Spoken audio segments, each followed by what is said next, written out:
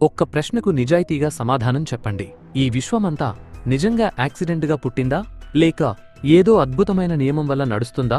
చాలామంది అంటారు, దేవుడు ఉంటే మతాల మధ్య గొడవలు ఎందుకు, శూన్యం నుంచే సృష్టి ఎలా పుట్టింది అని.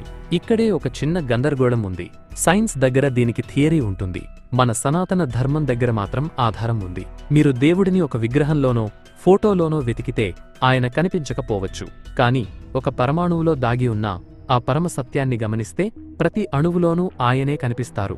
ఒక క్షణం ఆలోచించండి, మీ ఫోన్ యాక్సిడెంట్గా తయారైందా? మీ శరీరం లోపల రోజుకు లక్షల కెమికల్ రియాక్షన్స్ ఎవరి కంట్రోల్ లేకుండా జరుగుతున్నాయా? మనం శూన్యం అంటే ఏమీ లేదని అనుకుంటాం, కానీ సైన్స్ చెబుతోంది శూన్యంలోనే అన్నీ దాగి ఉన్నాయి అని. అయితే అసలు ప్రశ్న, దేవుడు ఉన్నాడా లేదా? కాదు, మనం దేవుణ్ణి అర్థం చేసుకున్నామా అనేదే నిజమైన ప్రశ్న. సో ఈరోజు ఈ పార్ట్ 3లో మనం మతాల గందరగోళం వెనుక ఉన్న నిజం, శూన్యం నుంచే సృష్టి ఎలా పుట్టింది, జీవ పరిణామం మరియు దశావతారాలు, మరియు నాస్తికుల వాదనలకు వెన్నులో వణుకు పుట్టించే అంతిమ సత్యాన్ని, సైన్స్ మరియు స్పిరిచువాలిటీని కలిపి చూపించబోయే ఈ ప్రయాణానికి సిద్ధంగా ఉండండి. ప్రశ్నించడానికి, తెలుసుకోవడానికి, మీ ఆలోచనల పరిమితులను దాటడానికి. ఇప్పుడే మొదలు పెడదాం రండి. మరి ఇంకెందుకు ఆలస్యం? Ladies and gentlemen, your attention please. This is Dr. Paspati Raj and welcome to my channel. మతం వర్సెస్ దైవం గందరగోళానికి అసలు కారణం. ఈ రోజుల్లో సమాజంలో మనం చూస్తున్న అతిపెద్ద విచిత్రం ఏమిటంటే, మనుషులు మతం పేరుతో చంపుకుంటూ అసలు దైవం ఉనికినే ప్రశ్నార్థకం చేస్తున్నారు. చాలామంది అడుగుతుంటారు, లోకంలో ఇన్ని మతాల గొడవలు జరుగుతున్నాయి, ఒకరిని ఒకరు చంపుకుంటున్నారు, అసలు దేవుడే ఉంటే ఇవన్నీ ఎందుకు జరుగుతున్నాయి అని. ఈ ప్రశ్న వినడానికి చాలా లాజికల్గా అనిపిస్తుంది, కానీ ఇక్కడే ఒక చిన్న గందరగోళం ఉంది. అదే మతం మరియు దైవం రెండింటినీ ఒకటే అని భావించడం. మొదట మనం ఒక విషయం చాలా స్పష్టంగా అర్థం చేసుకోవాలి. మతం దేవుడు కాదు, దేవుడు మతం కాదు. మతం అనేది మనిషి చేసిన ఒక వ్యవస్థ, దేవుడు అనేది ఈ సృష్టిని నడిపించే శక్తి. దీనిని ఒక సింపుల్ ఉదాహరణతో చెప్పుకోవచ్చు. మీరు హైదరాబాద్ వెళ్లాలంటే ట్రైన్ ఎక్కవచ్చు, బస్సు ఎక్కవచ్చు, లేదా విమానం ఎక్కవచ్చు. ఇవి అన్నీ వేర్వేరు మార్గాలు, కానీ గమ్యం మాత్రం ఒకటే, హైదరాబాద్. ఇప్పుడు ట్రైన్ వాళ్లకి, బస్సు వాళ్లకి గొడవ జరిగితే అందులో తప్పు ప్రయాణికులది అవుతుంది, కానీ అంత మాత్రాన హైదరాబాద్ అనే నగరమే లేదు అని చెప్పగలమా? అదే విధంగా మతాలు అనేవి దారి చూపే రూట్ మ్యాప్స్, దైవం అనేది గమ్యం, ద డెస్టినేషన్. మార్గాల మధ్య గొడవల వల్ల గమ్యాన్ని తిరస్కరించడం అవివేకం. ఇదే విషయాన్ని మన వేదాలు వేల సంవత్సరాల క్రితమే ఋగ్వేదంలో ఏకం సత్ విప్రా బహుధా వదంతి అని స్పష్టంగా చెప్పాయి. అంటే సత్యం ఒక్కటే, జ్ఞానులు దానిని రకరకాల పేర్లతో పిలుస్తారు. దేవుడు ఒక్కడే, కానీ మనుషులు తమ భాషను, సంస్కృతిని బట్టి ఆ అనంత శక్తికి వేర్వేరు పేర్లు పెట్టుకున్నారు. ఆ పేర్ల చుట్టూ ఏర్పడిన కంచెలే మతాలు. కానీ ఆ కంచెలు దాటి చూస్తే ఉండేది కేవలం ఒకే ఒక్క గ్లోబల్ ఎనర్జీ. చాలామంది దేవుణ్ణి ఒక విగ్రహంగా, ఒక ఫోటోగా, లేదా ఆకాశంలో కూర్చున్న ఒక వ్యక్తిగా ఊహించుకుంటారు. అలా ఊహించుకుంటే వాళ్లకి దేవుడు కనిపించకపోవచ్చు, కానీ మన శాస్త్రం ఉపనిషత్తులలో న తస్య ప్రతిమా అస్తి అని చెబుతోంది. అంటే ఆ పరమాత్మకు ఒక నిర్దిష్టమైన రూపం లేదు. దేవుడు ఒక మనిషిలాంటి వ్యక్తి కాదు, ఆయన ఒక శక్తి. ఇప్పుడు సైన్స్ కూడా దాదాపు ఇదే మాట చెబుతోంది. సైన్స్ ప్రకారం ఈ విశ్వం మొత్తం ఎనర్జీ. మనం చూస్తున్న పదార్థం కూడా ఎనర్జీ యొక్క మరో రూపమే. ఐన్స్టీన్ సూత్రం E=mc² ప్రకారం పదార్థం అనేది శక్తిగా మారగలదు, శక్తి అనేది పదార్థంగా మారగలదు. అంటే మీ శరీరం, ఈ భూమి, సూర్యుడు, నక్షత్రాలు అన్నీ శక్తి రూపాలే. మన శాస్త్రం ఇదే మాటను ఈశావాస్య ఉపనిషత్తులో ఈశావాస్యమిదం సర్వం అని వేల ఏళ్ల క్రితమే చెప్పింది. ఈ ప్రపంచం మొత్తం ఒకే శక్తితో నిండి ఉంది, అదే దేవుడు. మరి మతాలు ఎందుకు వచ్చాయంటే, మనిషికి ఆ శక్తిని నేరుగా అర్థం చేసుకోవడం కష్టం. అందుకే ఎవరో దానిని శివుడిగా, విష్ణువుగా, అల్లాహ్గా లేదా గాడ్గా ఊహించారు. ఇవన్నీ ఆ శక్తిని అర్థం చేసుకునేందుకు మనిషి పెట్టుకున్న పేర్లు మాత్రమే. సమస్య ఎక్కడ వస్తుంది అంటే, మనిషి తన అహంకారంతో నా పేరు పెట్టిన దేవుడే నిజం అనుకోవడం మొదలుపెట్టినప్పుడు గొడవ మొదలవుతుంది. నాస్తిక మిత్రులారా, మీరు మతాలను ప్రశ్నించవచ్చు, ఆచారాలను వ్యతిరేకించవచ్చు, అది తప్పు కాదు. కాని ఆ మతాలకు మూలమైన ఆ అనంత శక్తినే తిరస్కరిస్తే మిమ్మల్ని మీరే తిరస్కరించుకున్నట్లు అవుతుంది. ఎందుకంటే కఠోపనిషత్తులో చెప్పినట్లు ప్రాణో హి భూతానాం ఆయుః, ప్రాణమే ప్రతి జీవికి జీవితం. మీ శరీరం రోజుకు లక్షల కెమికల్ రియాక్షన్స్ చేస్తోంది. మీరు నిద్రపోతున్నా గుండె కొట్టుకుంటూనే ఉంది. ఆ నియంత్రణ ఎవరిది? అదే దైవం. దైవం అంటే ఆకారం కాదు, ఒక అనుభూతి. భగవద్గీతలో శ్రీకృష్ణుడు మయాతతమిదం సర్వం జగద వ్యక్తమూర్తినా అని చెబుతాడు. అంటే ఈ విశ్వమంతా ఆయన అవ్యక్త శక్తితో నిండి ఉంది. దేవుడు ఒకచోట కూర్చుని తీర్పులు చెప్పే వ్యక్తి కాదు, ఆయనే ఒక నియమం, ఒక యూనివర్సల్లా. సూర్యుడు క్రమంగా ఉదయించడం, గ్రహాలు వాటి కక్షలో తిరగడం, మీ గుండె లయబద్ధంగా కొట్టుకోవడం, ఇవన్నీ ఆ సుప్రీం ఇంటెలిజెన్స్కు నిదర్శనాలు. మతాలు మనుషులను విడదీస్తే దైవం మాత్రం అందరినీ కలుపుతుంది. మతం ఒక మార్గం మాత్రమే, దైవం ఒక సత్యం. మతం మారవచ్చు, సంప్రదాయాలు మారవచ్చు, కాని ఈ సృష్టిని నడిపించే శక్తి మాత్రం ఎప్పటికీ మారదు. మతం మనం వేసుకునే చొక్కా లాంటిది, దైవం మనలో ఉన్న ఊపిరి లాంటిది. చొక్కా రంగు వల్ల మనుషులు విడిపోవచ్చు, కాని అందరిలో ఊపిరి మాత్రం ఒక్కటే. అదే అసలైన ఆధ్యాత్మికత. శూన్యం నుండి సృష్టి. Zero is everything. మనం సాధారణంగా శూన్యం అంటే ఏమీ లేని ఖాళీ స్థలమని, సున్నా అంటే విలువలేనిది అని అనుకుంటాం. కానీ నిజం ఏమిటంటే ఈ ప్రపంచంలో అన్నిటికంటే పవర్ఫుల్ విషయం ఏదైనా ఉందంటే అది శూన్యం మాత్రమే. మన పూర్వీకులు వేల సంవత్సరాల క్రితమే చెప్పారు, ఈ అనంతకోటి బ్రహ్మాండం శూన్యం నుంచే పుట్టింది, చివరికి తిరిగి శూన్యంలోకే కలిసిపోతుంది. ఋగ్వేదంలోని నాసదీయ సూక్తం సృష్టి గురించి ప్రపంచంలోనే అత్యంత లోతైన వివరణ ఇస్తుంది. అందులో నాసదాసీన్నో సదాసీత్తదానిం నాసీద్రజో నో వ్యోమా పరో యత్ అని పేర్కొన్నారు. అంటే సృష్టికి ముందు అసత్తు లేదు, సత్తు లేదు, గాలి లేదు, ఆకాశం లేదు, మృత్యువు లేదు, అమరత్వమూ లేదు. మరి ఏముంది? ఏదో వర్ణించలేని, పేరు పెట్టలేని ఒకే ఒక్క శక్తి మాత్రమే ఉంది. గమనించండి, మన ఋషులు ఏమీ లేదు అనలేదు, ఏదో ఉంది, కాని దాన్ని మాటల్లో చెప్పలేం అన్నారు. అదే శూన్యం, అదే నిర్గుణ బ్రహ్మం. దేవుడు అంటే ఆకాశంలో కూర్చున్న వ్యక్తి కాదు. మన శాస్త్రం ఎక్కడా దేవుడు మేఘాల్లో కూర్చుని చేతులతో సృష్టిని చేశాడని చెప్పలేదు. ఏమీ లేని ఆ స్థితిలో ఒక సంకల్పం, ఒక వైబ్రేషన్ మొదలైందని, అదే సృష్టికి మూలమని చెప్పింది. ఈరోజు మోడ్రన్ సైన్స్ కూడా సరిగ్గా ఇదే మాట చెబుతోంది. సైన్స్లో క్వాంటమ్ వాక్యూమ్ అనే కాన్సెప్ట్ ఉంది. దాని ప్రకారం శూన్యమంటే ఖాళీ కాదు, అక్కడ నిరంతరం శక్తులు పుడుతూ చస్తూ ఉంటాయి. దీనినే క్వాంటమ్ ఫ్లక్చుయేషన్స్ అంటారు. అంటే పూర్తిగా ఖాళీగా ఉన్న స్థలమనేది అసలు లేదు. శాస్త్రవేత్తల మాటల్లో చెప్పాలంటే ఈ విశ్వం పుట్టకముందు కూడా ఒక ఎనర్జీ ఫీల్డ్ ఉంది. అదే స్థితి నుంచే బిగ్ బ్యాంగ్ జరిగింది. అక్కడి నుండే కాలం, స్థలం, పదార్థం మొదలయ్యాయి. సైన్స్ ప్రకారం బిగ్ బ్యాంగ్ కి ముందు సమయం, స్థలం, పదార్థం లేవు. మన ఋషులు ఇదే పరిస్థితిని శూన్యం లేదా నిర్గుణ బ్రహ్మం అన్నారు. నిర్గుణం అంటే రూపం, రంగు, ఆకారం లేదు, కాని శక్తి మాత్రం ఉంది. శూన్యం అనేది ఖాళీ కాదు, అది అనంత అవకాశాల స్థితి, పొటెన్షియల్. దీనిని అర్థం చేసుకోవడానికి ఒక చిన్న విత్తనాన్ని ఉదాహరణగా తీసుకోవచ్చు. ఒక విత్తనాన్ని పగలగొట్టి చూస్తే అందులో చెట్టు, కొమ్మలు, ఆకులు ఏమీ కనిపించవు, కేవలం శూన్యం మాత్రమే ఉంటుంది. కాని అదే శూన్యంలో ఒక పెద్ద వృక్షానికి కావాల్సిన మొత్తం సమాచారం, శక్తి దాగి ఉన్నాయి. సరైన పరిస్థితులు వచ్చినప్పుడు ఆ శూన్యం నుంచే వందల కొమ్మల చెట్టు బయటకు వస్తుంది. అదేవిధంగా ఈ విశ్వం కూడా ఒక శూన్య విత్తనం లాంటిదే. మనకు కనిపించే స్పేస్ ని కూడా సైన్స్ ఇప్పుడు ఖాళీగా అంగీకరించడం లేదు. స్పేస్ లో కూడా ఎనర్జీ, ఫీల్డ్స్, వేవ్స్ ఉన్నాయి. అందుకే గ్రావిటీ పనిచేస్తుంది, కాంతి ప్రయాణిస్తుంది. ఆ శూన్యంలో ఒక ఇంటెలిజెన్స్ ఉంది. ఆ ఇంటెలిజెన్స్ పేరే దేవుడు. శూన్యం మరియు ఇంటెలిజెన్స్ కలిస్తేనే దేవుడు. ఉదాహరణకు సున్నాకి తానుగా విలువ లేకపోయినా ఒకటి పక్కన పెడితే అది 10 అవుతుంది. అంటే సున్నానే విలువను పెంచుతుంది. అదేవిధంగా ఈ సృష్టిలోని శూన్యమే అన్ని విలువలకు మూలం. ఉపనిషత్తులలో సర్వం ఖల్విదం బ్రహ్మ అని చెప్పారు. అంటే ఇదంతా ఒకే శక్తి.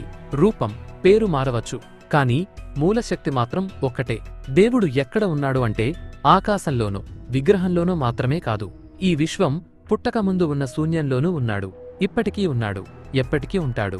శూన్యమంటే శూన్యత కాదు, అది అనంత అవకాశాలు. ఆ అనంత అవకాశాల వెనుక ఉన్న ఆ మౌన శక్తినే మనం దేవుడు అంటాం. ముగింపుగా చెప్పాలంటే మనం శూన్యాన్ని తక్కువ అంచనా వేయకూడదు.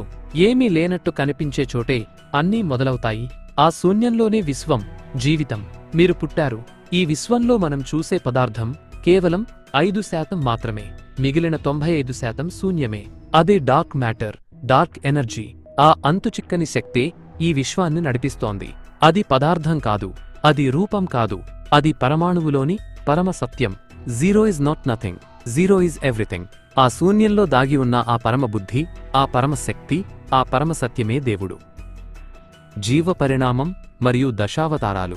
మనకు స్కూల్ రోజుల్లో నేర్పిన విషయం ఏంటి? జీవం నీటిలో మొదలై క్రమంగా నేలపైకి వచ్చి చివరికి మనిషిగా అభివృద్ధి చెందిందని. దీనినే ఆధునిక శాస్త్రం ఎవల్యూషన్ అంటుంది. ఈరోజు మనం శాస్త్రవేత్త చార్ల్స్ డార్విన్ చెప్పిన జీవ పరిణామ సిద్ధాంతాన్ని గొప్పగా చెప్పుకుంటాం. కానీ ఒక ప్రశ్న, ఈ ఎవల్యూషన్ సిద్ధాంతాన్ని డార్విన్ చెప్పకముందే మన సనాతన ధర్మం ఇది ఎలా చెప్పగలిగింది? సమాధానం ఒక్కటే. మన ఋషులు సైన్స్ని కథలుగా చెప్పలేదు, సామాన్యుడికి అర్థమయ్యేలా అవతారాల రూపంలో కోడ్ చేశారు. దశావతారాలు అంటే కథలు కాదు, అవి జీవ పరిణామ క్రమంలో వచ్చిన ముఖ్యమైన దశలు. ఒక్కసారి ఆలోచించండి, భూమిపై జీవం ఎలా మొదలైంది? సైన్స్ ఏమంటోంది? మన పురాణాలు ఏమంటున్నాయి?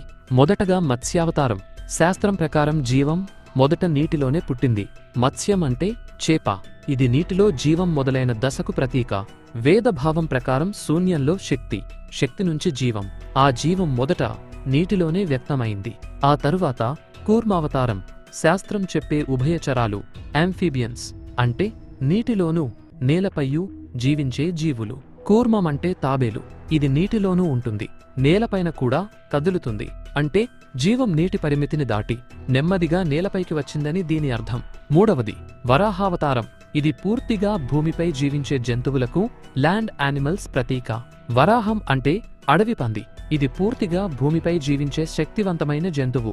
జీవ పరిణామంలో ఇది ఒక పెద్ద అడుగు. పరిణామ క్రమంలో నాలుగవది నరసింహావతారం. మనిషి జంతువుల నుంచే అభివృద్ధి చెందాడని శాస్త్రం చెబుతోంది.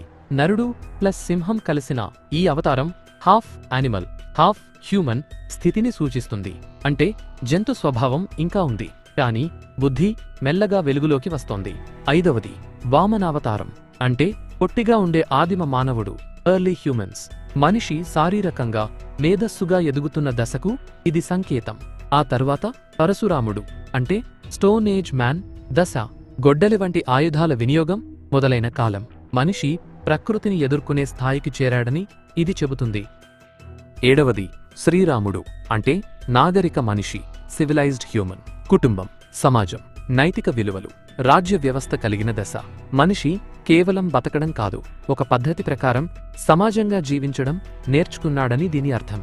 భాగవత పురాణంలోని అవతారాహ హ్యసంఖ్యేయాః హరేః సత్వనిధేర్ద్విజాః అనే శ్లోకం ప్రకారం దేవుని అవతారాలకు లెక్కలేదు. జీవరూపాలు నిరంతరం మారుతూనే ఉంటాయి. అంటే జీవం స్థిరంగా ఉండదు, ఎప్పుడూ పరిణామంలోనే ఉంటుంది. భగవద్గీతలో ధర్మ సంస్థాపనార్థాయ సంభవామి యుగే యుగే అన్నప్పుడు ధర్మం అంటే కేవలం పూజలు మాత్రమే కాదు, ఈ సృష్టిలోని ప్రకృతి నియమం. జీవం క్రమంగా ఉన్నత స్థితికి చేరుకోవడమే నిజమైన ధర్మం.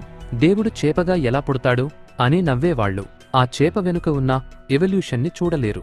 అవతారం అంటే దేవుడు మేకప్ వేసుకుని రావడం కాదు, అది జీవ పరిణామంలో వచ్చిన ఒక కీలక దశకు ప్రతీక. మన ఋషులు సైన్స్ని ల్యాబ్ భాషలో కాదు, సామాన్యుడికి అర్థమయ్యే కథాభాషలో చెప్పారు. ముగింపుగా చెప్పాలంటే దశావతారాలు మూఢనమ్మకాలు కావు, అవి కోడ్ చేసిన సైన్స్. డార్విన్ ఏమి చేశాడు? మన ఋషులు భావంగా చెప్పిన దాన్ని ప్రయోగాల ద్వారా నిరూపించాడు. అందుకే గుర్తుంచుకోండి, అవతారాలు దేవుడి కథలు మాత్రమే కాదు, మన జీవ పరిణామ చరిత్ర. దేవుడు అంటే కేవలం ఒక వ్యక్తి కాదు, ప్రతి జీవిలోనూ పనిచేసే పరిణామశక్తి.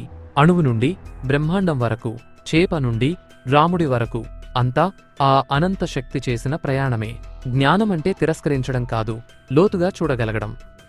ముగింపుగా నా విశ్లేషణలో నేను చెప్పేది ఒక్కటే, మన ఋషులే అసలైన నోబెల్ విజేతలు. నాకొక నిజమైన సందేహం వచ్చింది. అసలు నన్ను అడిగితే మన ప్రాచీన శాస్త్రాలు, పురాణాలు, ఉపనిషత్తులు మరియు వేదాలు ఇవన్నీ ఆ ఇంగ్లీష్ సైంటిస్టులు ఇక్కడి నుండి పట్టుకెళ్లి వాటిమీద రీసెర్చ్ చేసి మన గ్రంథాల్లో ఉన్న విషయాలనే ఇప్పుడు వాళ్ళు కనిపెట్టినట్టు ఫీలైపోతున్నారు. ఆ విషయాలనే ప్రపంచానికి ఏదో కొత్తగా తామే కనుగొన్నట్టు తెలియచేసి నోబెల్ ప్రైజులు గెలుచుకుంటున్నారు. కాని నిజానికి నన్ను అడిగితే అసలైన నోబెల్ ప్రైజ్ విజేతలు వేల సంవత్సరాల క్రితమే ఈ సత్యాలను దర్శించిన మన ఋషులు. ఈ పరమ సత్యం తెలియకనే నేడు చాలామంది నాస్తికులు సైన్సే గొప్పది, సైన్స్ నిరూపించింది అని వంతపాడుతున్నారు. మన పునాదుల్ని, మన తరతరాల నుంచి వస్తున్న అపారమైన జ్ఞానాన్ని తక్కువ అంచనా వేస్తూ వెక్కిరిస్తున్నారు. కాని ఇది కేవలం వాళ్ల అజ్ఞానం మరియు మూర్ఖత్వం మాత్రమే. సైన్స్ ఈ రోజు ఏదైతే ఆవిష్కరణ అని మురిసిపోతోందో దాని మూలాలు వేల సంవత్సరాల క్రితమే మన వేదాలలో, ఉపనిషత్తులలో అత్యంత స్పష్టంగా వివరించబడి ఉన్నాయి. అసలైన జ్ఞానానికి పుట్టినిల్లు మన భారతదేశం. ఆ జ్ఞానాన్ని ప్రపంచానికి ధారపోసింది మన ఋషులు. ఈ నిజాన్ని గుర్తించలేని వాళ్లే అంధకారంలో ఉన్నారు. నాస్తికుల కోసం అంతిమంగా ఇప్పుడు అసలు విషయానికి వద్దాం. దేవుడు లేడు అని వాదించే మిత్రులారా, మీరు సైన్స్ని నమ్ముతారు కదా? అయితే సైన్స్ చెప్పే ప్రాథమిక సూత్రాల నుండే మనం సమాధానం వెతుకుదాం. లాజిక్ 1, కాజ్ అండ్ ఎఫెక్ట్ అంటే కారణం, కార్యం. సైన్స్లో ఒక మౌలిక సూత్రం ఉంది: కారణం లేకుండా ఏ కార్యమూ జరగదు. న్యూటన్ 3వ నియమం కూడా ఇదే చెబుతుంది: every action has an equal and opposite reaction. ఇప్పుడు ఒక్కసారి ఆలోచించండి, ఈ అనంతమైన విశ్వం ఒక అద్భుతమైన కార్యం, అంటే ఒక ఎఫెక్ట్. అయితే దీని వెనుక ఉన్న కారణం ఏది? కారణం లేకుండా కార్యం ఎలా సాధ్యం? మీ ఫోన్ యాక్సిడెంట్గా తయారైందా? మీ ఇంటి ఇటుకలు తామే కుదిరాయా? ఒక చిన్న పరికరానికి తయారీదారు ఉంటే, ఒక ఇంటికి మేస్త్రి ఉంటే, ఈ అనంతకోటి బ్రహ్మాండాలకు ఒక కర్త ఉండకూడదా? లాజిక్ 2, దేవుడు ఒక ఆకారం కాదు, ఒక నియమం. మీరు దేవుడిని గడ్డం ఉన్న ఒక వ్యక్తిగా ఊహిస్తే ఆయన మీకు కనిపించకపోవచ్చు. కాని దేవుడిని ఒక నిశ్చిత నియమంగా, ఒక మ్యాథమెటికల్ ప్రెసిషన్గా చూడండి. సృష్టిలో ప్రతి అడుగులోనూ ఆయన కనిపిస్తాడు. దీనినే fine tuning of the universe అంటారు. ఉదాహరణకు, సూర్యుడు భూమికి ఉండాల్సిన సరైన దూరంలో ఉన్నాడు. సూర్యుడు భూమికి కొంచెం దగ్గరగా ఉన్నా మనమంతా మాడిపోతాం, కొంచెం దూరంగా ఉన్నా గడ్డ కట్టుకుపోతాం. ఈ ఖచ్చితమైన దూరమే దేవుడు. అలాగే అట్మాస్ఫెరిక్ బ్యాలెన్స్. గాలిలో ఆక్సిజన్ 21% ఉంది. అది 10% అయితే మనిషి బతకలేడు. 30% అయితే ప్రతి చిన్నమంటే మహా అగ్ని ప్రమాదం అవుతుంది. ఈ ఖచ్చితమైన నిష్పత్తే దేవుడు. నీటి విషయంలో కూడా ఒక వింత లక్షణం ఉంది. సాధారణంగా ఏ వస్తువైనా చల్లబరిస్తే సాంద్రత పెరుగుతుంది. కాని నీరు 0 డిగ్రీల వద్ద గడ్డకట్టి మంచుగా మారినప్పుడు తేలుతుంది. అందుకే సరస్సులపై మంచు గడ్డకట్టినా కింద నీరు ద్రవంగా ఉండి చేపలు బతుకుతాయి. లేదంటే జీవమే ఉండేది కాదు. ఈ ప్రకృతి వింతే దేవుడు. ఇవి యాక్సిడెంట్స్ కావు, ఇవి నియమాలు. నియమాలు యాక్సిడెంట్గా పుట్టవు. దేవుడు వచ్చి మీకు షేక్ హ్యాండ్ ఇవ్వడు. ఆయన తన సృష్టి ద్వారా నిత్యం సంకేతాలు ఇస్తూనే ఉంటాడు. దేవుడు వస్తువు కాదు, వస్తువులోని తత్వం. దేవుడు మనిషి కాదు, మనిషిలోని ప్రాణం. మీరు గాలిని చూడగలరా? లేదు. కాని గాలి లేకపోతే ఒక్క నిమిషం కూడా బతకలేరు. అలాగే దేవుడు కూడా. ఆధునిక శాస్త్రం ఒక విషయం ఒప్పుకుంటుంది: ఈ విశ్వంలో కనిపించే పదార్థం మొత్తం కేవలం 5% మాత్రమే. మిగిలిన 95% డార్క్ మ్యాటర్ మరియు డార్క్ ఎనర్జీ. అంటే మనకు కనిపించని కాని విశ్వాన్ని నడిపిస్తున్న శక్తి. పేరు వేరు కావచ్చు, కాని భావం ఒకటే. అదే శక్తిని మన పూర్వీకులు బ్రహ్మం అన్నారు. మన ఉపనిషత్తులు ఈ అనంత సత్యాన్ని ఒకే ఒక్క శ్లోకంలో బంధించాయి. ఇది ఆధునిక మ్యాథమెటిక్స్లోని ఇన్ఫినిటీ కాన్సెప్ట్ను పోలి ఉంటుంది. ఓం పూర్ణమదః పూర్ణమిదం పూర్ణాత్ పూర్ణముదచ్యతే పూర్ణస్య పూర్ణమాదాయ పూర్ణమేవావశిష్యతే. అంటే ఆ పరమాత్మ పూర్ణుడు, అనంతుడు. ఈ సృష్టి కూడా ఆ పూర్ణం నుండే వచ్చింది. మ్యాథమెటికల్గా చెప్పాలంటే అనంతం ఇన్ఫినిటీ నుండి అనంతాన్ని తీసుకున్నా అనంతమే మిగులుతుంది. అంటే దేవుడు ఈ విశ్వమంతా ఖర్చయిపోయినా ఆయన ఇంకా మిగిలే ఉంటాడు. నాస్తికులు అంధకారాన్ని చూస్తారు, ఆస్తికులు వెలుగును చూస్తారు. కాని జ్ఞాని ఆ వెలుగుకు కారణమైన శక్తిని చూస్తాడు. దేవుడు లేడు అని వాదించడం వల్ల మీకు వచ్చేది ఏమీ లేదు. కాని ఉన్నాడని తెలుసుకోవడం వల్ల ఈ సృష్టి పట్ల గౌరవం, తోటి జీవుల పట్ల ప్రేమ కలుగుతాయి. అదే నిజమైన ఆధ్యాత్మికత. సత్యాన్ని తెలుసుకోండి, ధర్మాన్ని పాటించండి, ఈ ప్రకృతిని దైవంగా గౌరవించండి.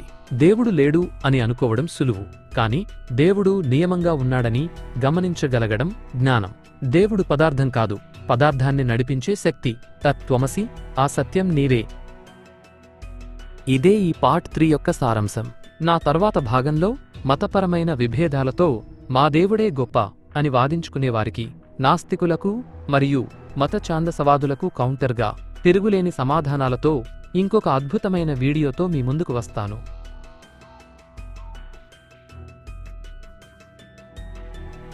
మీకు నా వీడియో అండ్ నా ఎక్స్ప్లెనేషన్ నచ్చినట్లయితే ప్లీజ్ లైక్ అండ్ షేర్. రెగ్యులర్గా నా వీడియో అప్డేట్స్ కావాలనుకుంటే మాత్రం తప్పకుండా మన ఛానల్ని సబ్స్క్రైబ్ చేసుకోవడం మాత్రం మర్చిపోకండి.